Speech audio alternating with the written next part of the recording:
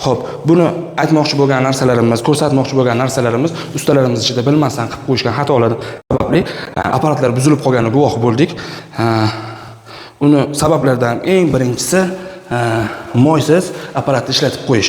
Moyni hamma apparatda shu oldi tarafida quyiladi.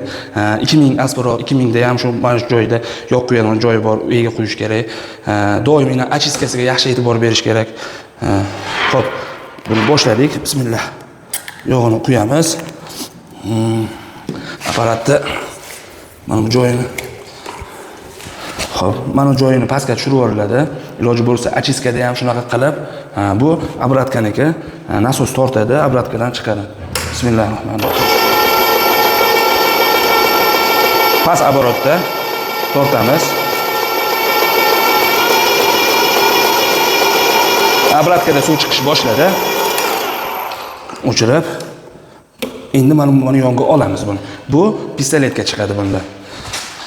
Xo'p, bunda ham xuddi shunday. Hozir biz suv bilan qilyapmiz, kraska bilan ham xuddi shu holat qilinadi. Keyin kraskani ishlatib bo'lgandan keyin ham suv bilan iloji boricha 20 litr, 30 litr suv bilan xuddi shunaqa qilib, shlankalarni apparat ichini chiroyli qilib chayib qo'ysanglar, apparatinglar uzoq muddat xizmatinglarni qiladi. Xo'p, biz yana bitta shoshilib qilgan xatolardan bittasi, buni yechmamiz. Sapro держательlar. Xo'p. Xuddi shu tarzda kraskani ham bir marta aylantirib olasiz. Shlankaning ichiga 1 litr, 1,5 litrgacha kraska kiradi. Shu holatda aylanadi.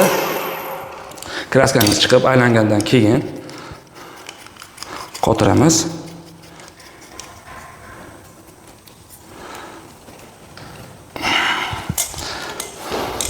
Xo'p. Bu apparatimiz yangi, kraska sepilmagan. Hop.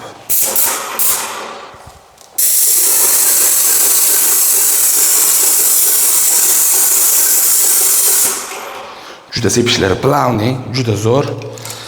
Tavsiya qilaman hammaga. Salomat bo'linglar.